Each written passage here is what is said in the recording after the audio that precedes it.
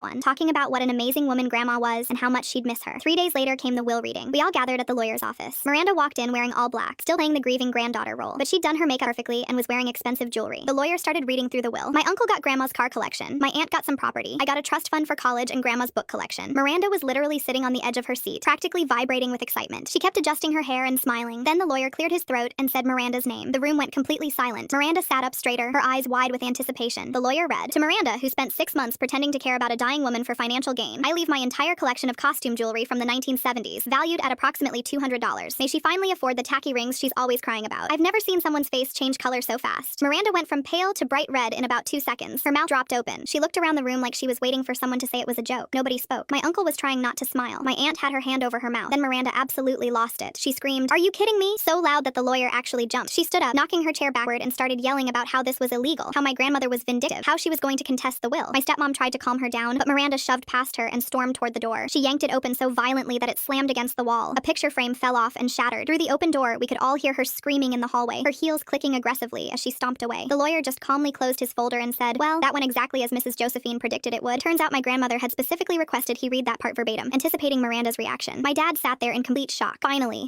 seeing what the rest of us had known for 3 years. He turned to me with this devastated look and whispered, "I'm so sorry. My grandmother had one last lesson to teach, and she made sure Miranda would never forget it."